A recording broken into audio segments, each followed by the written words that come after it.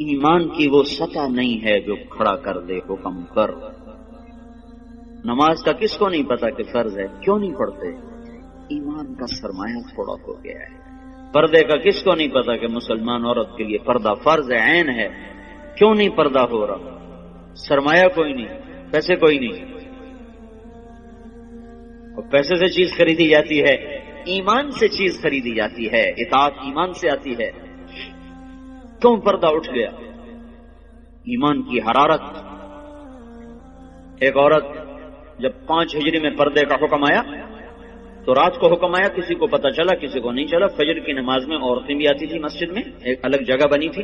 جب ایک خاتون آئی، دیکھا تو ساری عورتیں پردے میں چادروں میں چھپی، تو تمہیں کیا ہوا؟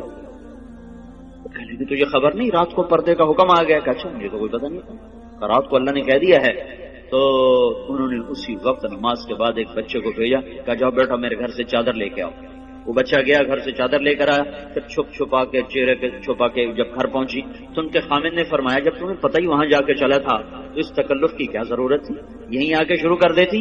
تو فرمانے لگی اللہ کے حکم کا پتہ چلنے کے بعد میری جرأت نہ ہوئی کہ ایک قدم بھی اس کی مرضی کے خلاف اٹھاؤں۔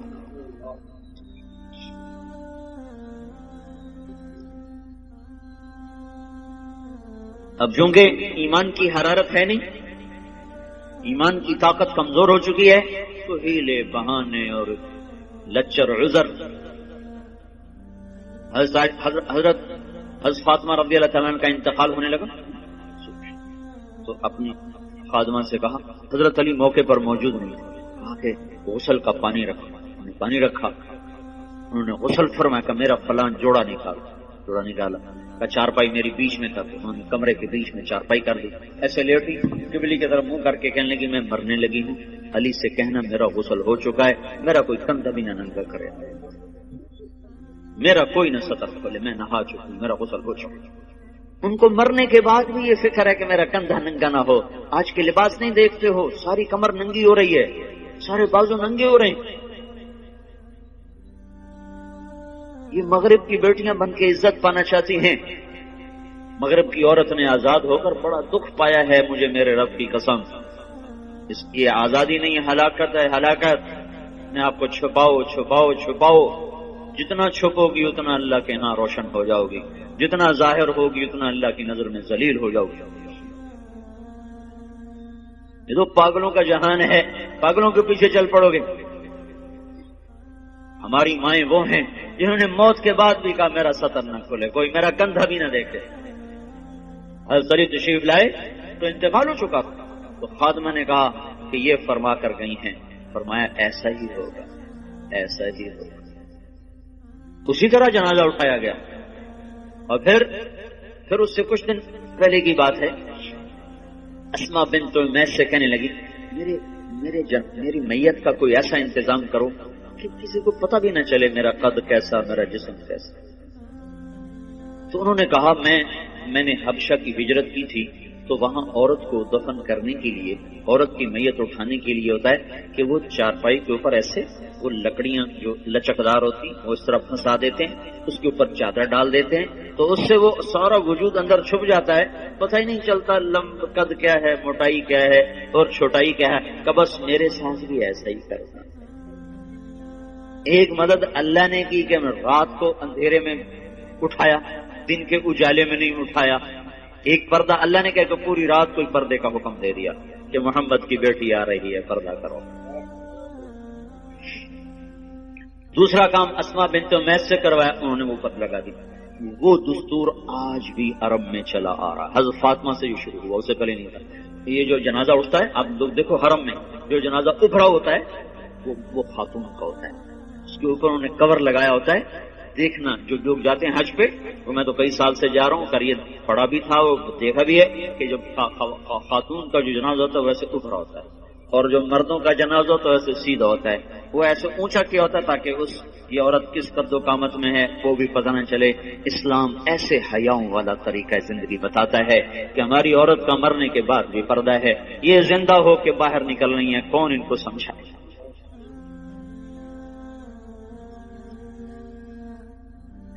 ہاں ہائے تبلیغ اسی زندگی کو سیکھنے کا کام ہے، یہ پاک زندگی، یہ پاکیزہ زندگی، اس کو لے کے در در گھر گھر پھرنا، لوگوں کی خیر خواہی میں، ان کو اللہ کے ساتھ جوڑنے میں، دھکے کھانا، لوگوں کی منتیں کر کے ان کو اللہ رسول کی ترتیب زندگی سمجھانا بتانا، یہ ہے تبلیغ کا کام۔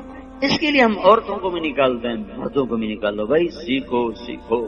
اوپر سے ہواؤں کا تیور بدلا ہوا ہے، پانی بکھر چکا ہے، زمین بے لگام ہونے کا ہے، سمندر اچھل اچھل کے اپنے غصے کا اظہار کر رہے ہیں، اللہ تعالیٰ کی طرف سے نشانیاں ظاہر ہو رہی ہیں کہ یا سیدھے ہو جاؤ یا پانی کی لگام کھل سکتی ہے، یا زمین اپنی کروٹ بدل سکتی ہے، یا ہواؤں کی لگام ڈھیلی ہو سکتی ہے، یا چاند سورج کی گردش وہ ہمارے خلاف چل سکتی ہے، اور کوئی اللہ لاؤڈ اسپیکر لگا کے بتائے گا کہ بس کرو، ختم کرو، باز آ جاؤ۔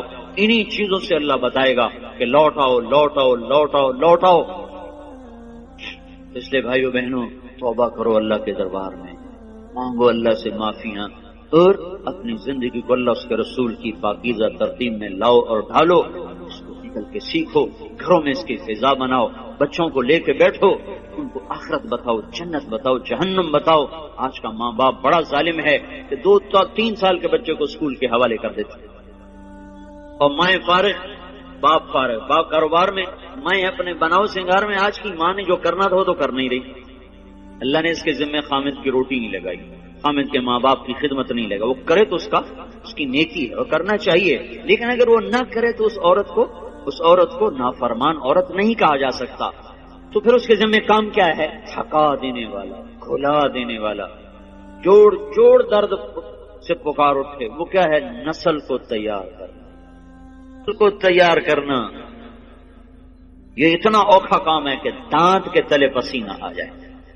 جو مائیں کرتی نہیں ہے، وہ اپنی طرح جنگل کے پودے کی طرح جوان ہوتے ہیں، جوانوں جب ایسے آنکھ دکھاتے ہیں تو پھر ماؤں کے کلیجے پھاڑتے ہیں۔ جب بیٹی آگے سے بولتی ہے تو ماؤں کی راتوں کی نیند اڑتی ہے، اسے سمجھایا کب تھا، اسے ٹائم کب دیا تھا، بچوں کے ساتھ کب بیٹھے تھے۔ مدرسہ تربیت کی جگہ نہیں ہے، نہ خانقاہ تربیت کی جگہ ہے، نہ تبلیغ تربیت کی جگہ ہے۔ سب سے بڑی اور سب سے طاقتور تربیت کی جگہ ماں کی گود ہے اور باپ کا سایہ ہے۔ ماں نے گود خالی کر کے ٹیوٹر کے حوالے کر، ٹیوٹر کے پیٹ سے نکلا ہے کہ تمہارے پیٹ سے نکلا ہے؟ ہاسٹل میں 11 سال کا تھا، میرے باپ نے مجھے ہاسٹل میں ڈالا، چھوٹے چھوٹے بچوں کو ہاسٹلوں میں دھکا دے دیا، فارغ تو وہ جنگلی جانور کی طرح اور جنگل کے کانٹے دار جھاڑی کی طرح وہ پروان چڑھتے ہیں، انہیں کیا خبر کہ ماں کیا ہے، باپ کیا ہے۔ تو اللہ کا احسان ہوا، تبلیغ کا کام چلا اور اللہ تعالیٰ نے ہمیں راہیں سجھا دی، دکھا دی۔ اپنی اولاد کے لیے وقت نکالو، گھروں میں بیٹھو، صحابہ کی سیرت پڑھو، حضور کی سیرت پڑھو، جنت جہنم کے واقعات سنو، پڑھو، سناؤ، ان کے معصوم ذہنوں میں ڈالو، تو آگے جب چڑھیں گے، پروان چڑھیں گے تو کچھ اپنے اوپر پھلدار ہو کر وہ نکلیں گے، ورنہ تو وہ کانٹے دار جھاڑیاں بنیں گے، کانٹے دار۔ اس لیے وقت دو، اپنے آپ کے لیے وقت نکالو، اپنی نسل کے لیے وقت نکالو، اپنے گھروں کو مسجد بناؤ، گھروں کو مسجد بناؤ۔ زبان کا بول بڑی طاقت رکھتا ہے، زبان کے بول میں اللہ نے اثر رکھا ہے۔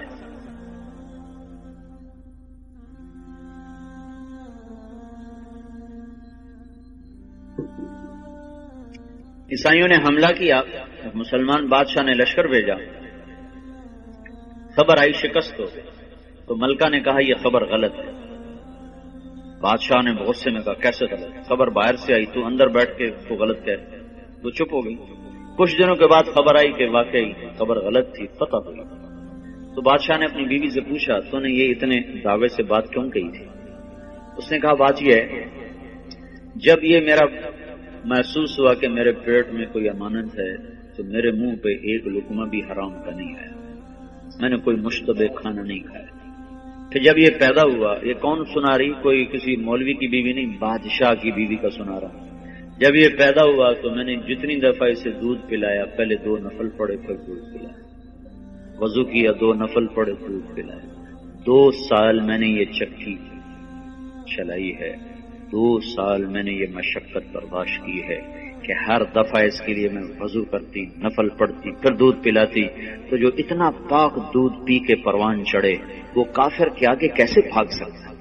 یہ خبر اگر آتی کہ شکست ہوگی اور میرا بیٹا شہید ہو گیا تو پھر اس کو میں مان جاتی، لیکن میں یہ نہیں مان سکتی کہ جس کو میں نے ایسا پاک دودھ پلایا ہو وہ موت کے ڈر سے بھاگ جائے۔ یہ نہیں سکتی۔ یہ کام آج کی ماں نہیں کر رہی ہے۔ اس کا سلیقہ سیکھنے کے لیے تبلیغ میں وقت دو کہ بچوں کو کی تربیت کرنی کیسے ہے اور گھر کی زندگی کو جنت کیسے بنانا ہے۔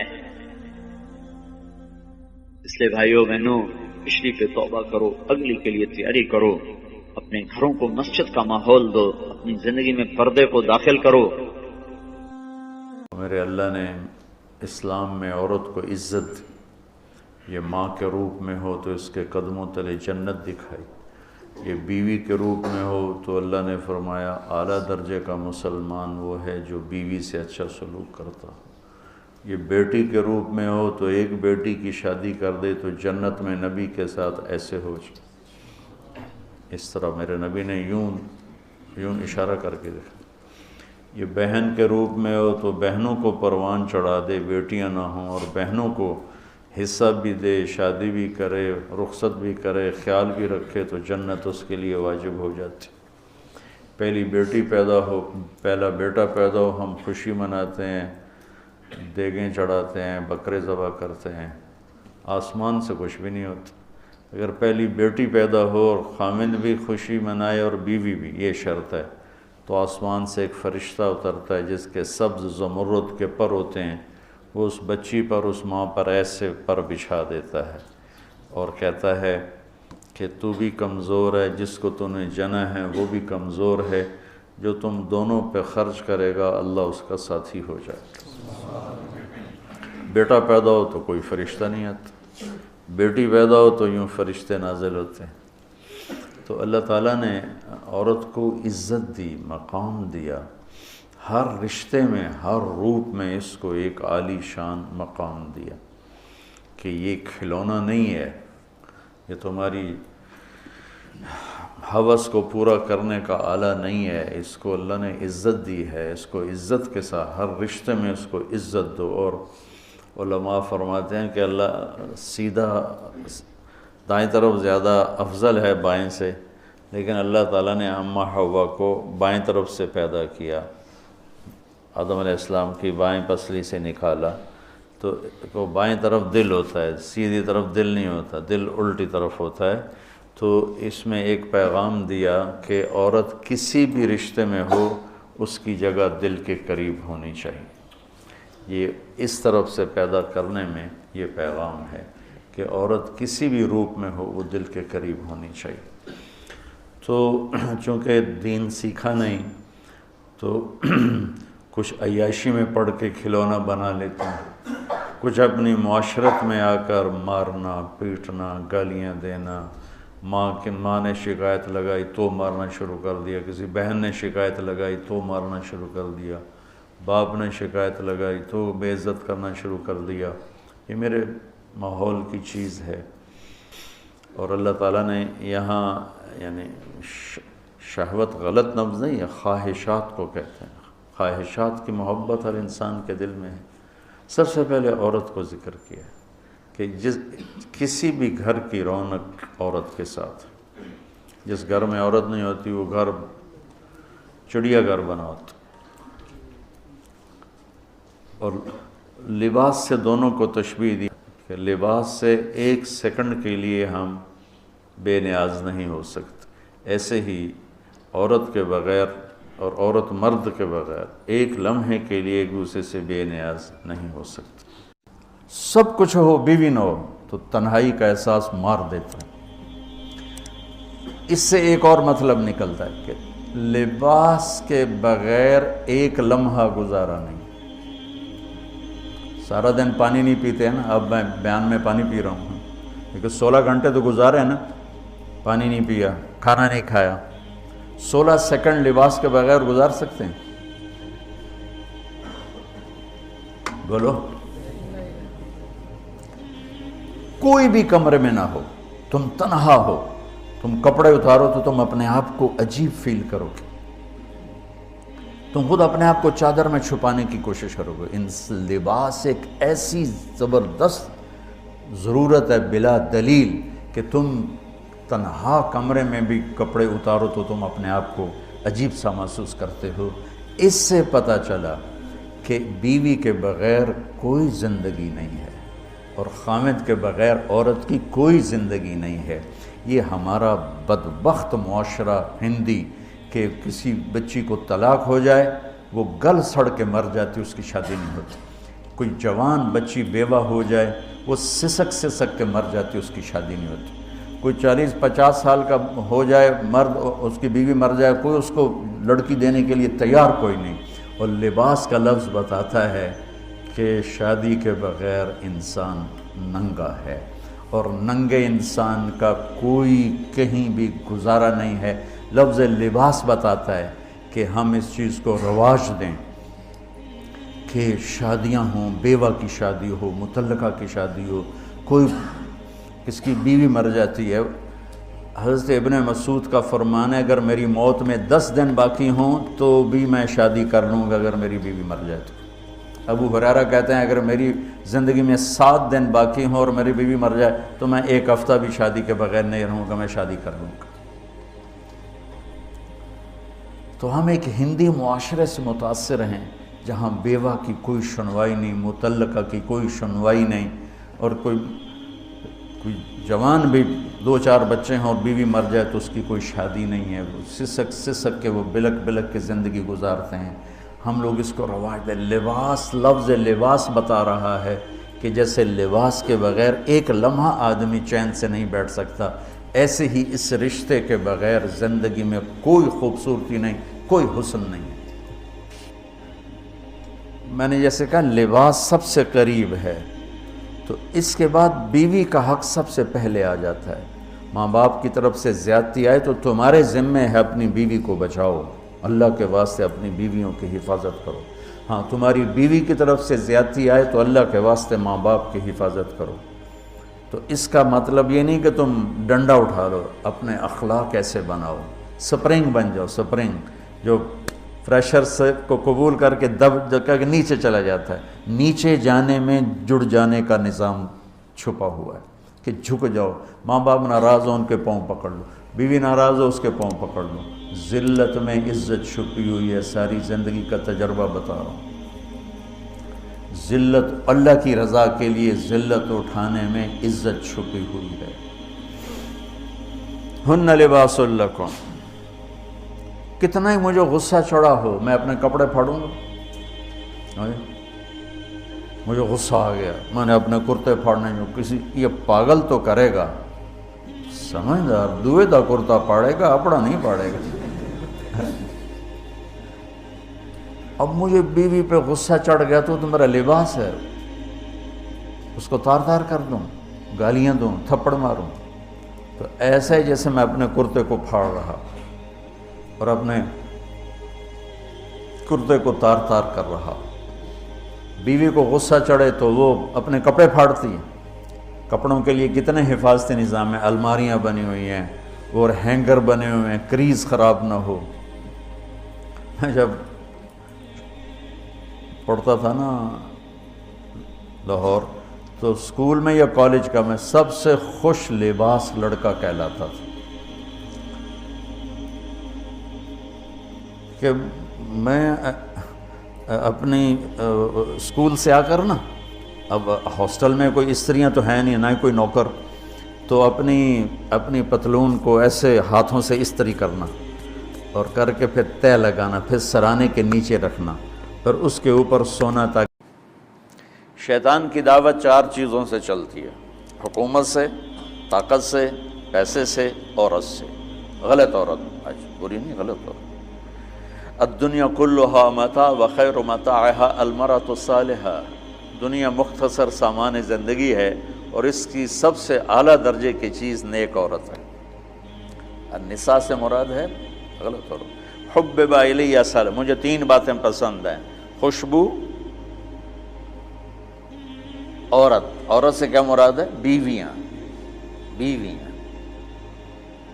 اور میری آنکھوں کی ٹھنڈک نماز۔ تو 4 باتوں سے باطل پھیلتا ہے۔ یہ ساری چیزیں میرا استنباط ہے جو میں نے حدیث سے لیا، قرآن سے لیا۔ یہ حدیث مشہور ہے جس میں عتبہ بن ربیعہ اللہ کے نبی کے پاس آ کر کہتا ہے ان کنت ترید تو بہی ملکن ملکنا علی رؤوسنا، محمد اگر تجھے بادشاہ چاہیے نا تو ہم دیتے ہیں، تو تبلیغ چھوڑ دے۔ دوسرا کہا ان کنت ترید بہی الشرف، اگر تو اس سے طاقت چاہتا ہے، چودراہٹ چاہتا ہے، لا نقطع امرا دونک، تیرے بغیر کوئی فیصلہ نہیں کریں۔ ان کنت ترید بہی مالا، تجھے پیسے چاہیے، جمعنا لک اموالنا حتی تکون اغنى قریش مالا، پیسہ چاہیے تو لے لو، جتنا لینا لے لو، سب سے مالدار بن جاؤ۔ ان کانا انما بکلباء، عورتیں چاہیے، فاختر ای نساء قریش فلنزوجک 10، ہم تیرے سامنے قریش کی لڑکیاں کھڑی کر دیتے ہیں، جتنوں سے کہے گا تیری شادی کر دیں گے۔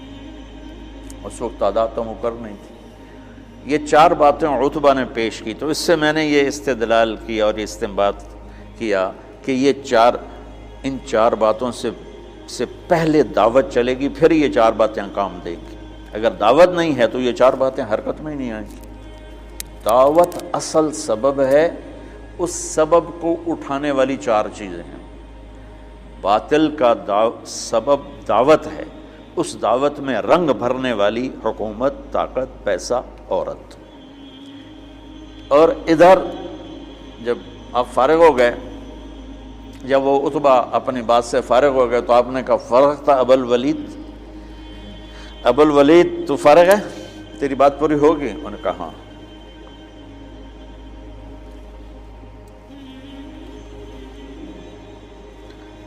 عتبہ ایسے بیٹھا ہوا تھا، ایسے یوں کر کے، دیکھ رہے ہو، اس طرح بیٹھا ہوا تھا۔ تو آپ نے کہا فرغت، تیری گل پوری ہوگی؟ کہا میں کہوں؟ کہو۔ تو آپ نے کہا بسم اللہ الرحمن الرحیم۔ اب جب میرے نبی یہاں پہنچے کہ اگر نہیں مانتے تو عاد و سمود کی بجلیوں کے لیے تیار ہو جاؤ، ٹھیک؟ تو عتبہ، میں نے اس لیے پہلے بتایا، عتبہ یوں بیٹھا تھا، یعنی ایسے نا تکبر کے ساتھ اور لا غرض ہو کر ایسے بیٹھا، یوں سن رہا تھا۔ جب آپ نے کہا نا عاد و سمود کی بجلیوں کی کڑک کے لیے تیار ہو جاؤ، فَأَنذَرْتُكُمْ صَاعِقَةً مِثْلَ صَاعِقَةِ عَادٍ وَثَمُودَ، تو اس نے یہیں سے یوں جمپ لیا۔ اب میں تو نیچے گر جاؤں گا لہذا جمپ لے نہیں سکتا۔ اس نے یہیں سے یوں جمپ لیا اور اللہ کے نبی کے منہ پہ دونوں ہاتھ رکھ دیے۔ ناشدتک الرحم، کہ تجھے رشتوں کا واسطہ، تجھے رشتوں کی قسم، آگے کچھ نہ کہنا، آگے کچھ نہ کہنا، چپ ہو جاؤ، چپ ہو جاؤ۔ اور ایسے کانپتا ہوا واپس آیا۔ ابو جہل کہنے لگا جیسے گیا تھا ویسے نہیں آ رہا، تو آ کر کہنے لگا یا معشر قریش اطیعونی اليوم وعصونی فیما بعد، آج میری مان لو پھر کبھی نہ ماننا، اس آدمی کو چھوڑ دو، اگر یہ کامیاب ہو گیا تو یہ قریش ہے، اس کی عزت تمہاری عزت ہے، اور اگر غیروں نے اس کو مٹا دیا تو غیروں کے ذمے تم بچ جاؤ، وہ تمہیں عاد و سمود کی بجلیوں کی کڑک سے ڈرا رہا ہے، اور تمہیں پتہ ہے جب محمد بولتا ہے تو سچ بولتا ہے۔